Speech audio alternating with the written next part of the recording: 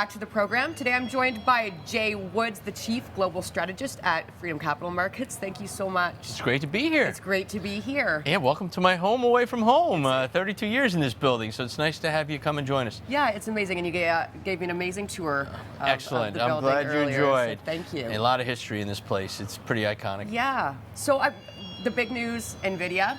Oh, yeah. Do you want to start? Yeah, I mean, you know, you try never to say this is the most important earnings report of the quarter of the year, but it's pretty important. And why is Nvidia so important? Well, let's look at the size and scope of it. It's the second biggest company in the world. It's by market cap, which means it's the second biggest stock in the S&P 500. It's in the Dow Jones Industrial Average. Semiconductor, the premier stock in the semiconductor index technology sector. Everyone owns it in their 401k one way or shape or form or another. So when they report, it's interesting. And what's really interesting as we go into this report, it is starting to come back, but it hasn't really gotten back on all cylinders. Right. And a lot of people want to see, is this the report that breaks us out to new highs? We still have a way to go. And what we've seen on this relief rally, you know, it's not officially a rally until we get new highs, that stocks that have done well have not been able to break out to new highs, whether it's retail stocks like Walmart or TJ Maxx or BJ Wholesaler. That was one that was trading at new highs, couldn't break through. Microsoft in the Mag 7 got close, couldn't break through, but solid earnings. We expect their earnings to be, you know, headline grabbing, definitely solid, but let's see what that guide is, and let's see what that price in action is. If that price action can get to 150, close above it, then we've got a whole new ball game for this market, because this stock has led us through the bull run of 2023 into 2024. Yep. It started selling off before we started selling off. So to me, it's a leader, and we got to pay attention to it.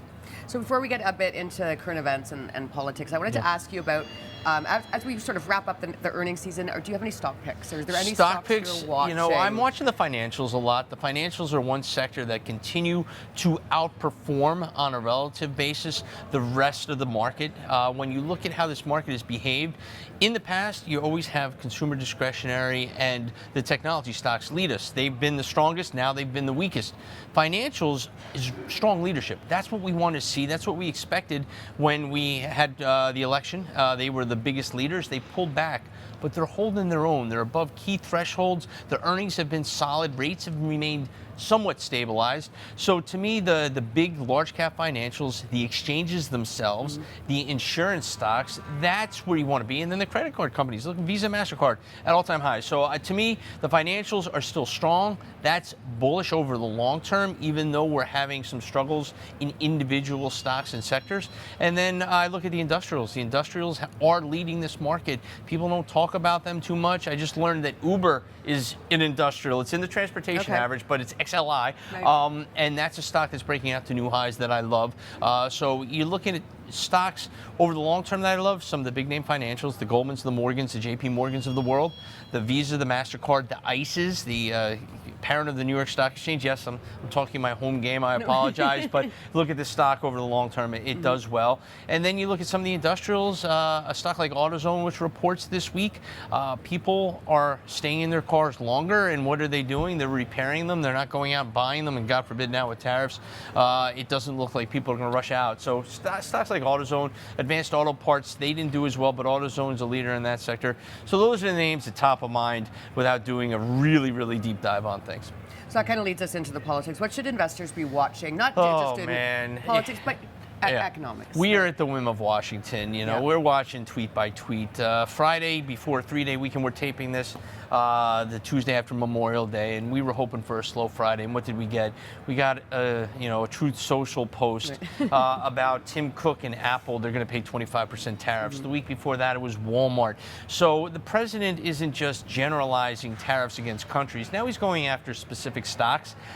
He told Walmart they were super profitable, eat the tariffs. Well, that's not how capitalism works. That doesn't sound like something that a Republican president would normally say. So we're constantly watching what comes out of the president's mouth, how it affects not just different economies around the world, but how it affects individual stocks now. So for Apple to be able to afford tariffs levied on them, guess what? It comes back to you and me. We're going to be paying more for that iPhone. That's not what we want to see as market participants. That's not what we want to feel as consumers. So everything has been used as a threat and a negotiation tactic in the media.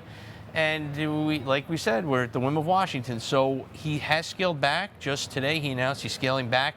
We're at least delaying tariffs on the EU and that 50% rate he threw out there, just randomly threw out there.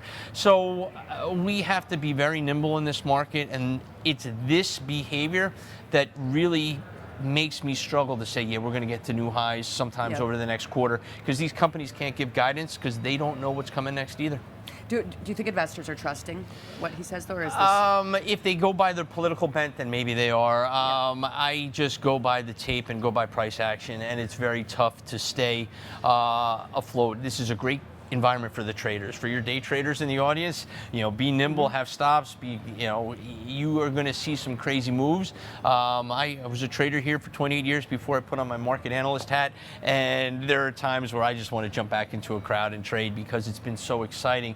But for the long-term investors, this is going to be choppy. But I think once we get through the summer and these tariffs become a thing of the past, they focus on the election, they focus on the bills that they have to kind of push through economically, then we should finish the year strong. But right now, extremely volatile, and it's tough to give the all clear just yet. Yeah, so just lastly, I wanted to ask you what your thoughts are on the Fed. What's the Fed going to do? Oh, the Fed is Somewhere interesting. Into the end of the year. I could talk to you about the Fed all day long. Jay Powell has been one of these people, one data point at a time.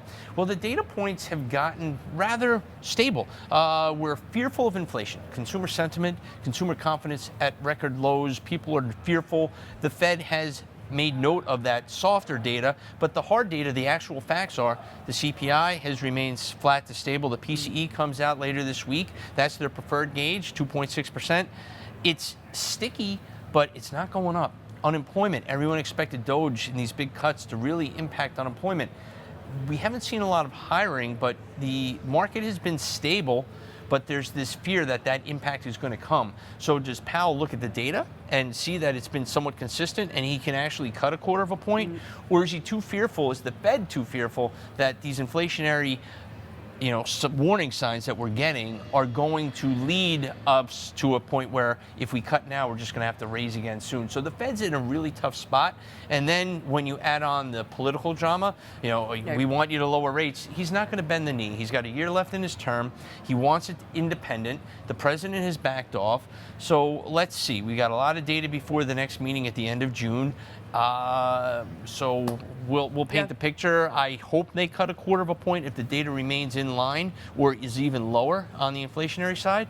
But Jay Powell is in an interesting spot right now. I think he can cut. Will he do so? I don't know. Well, it's definitely a lot for investors to be watching, but thank you so much for joining me. Thanks for having me. Today. It was great to talk to you. Thank you.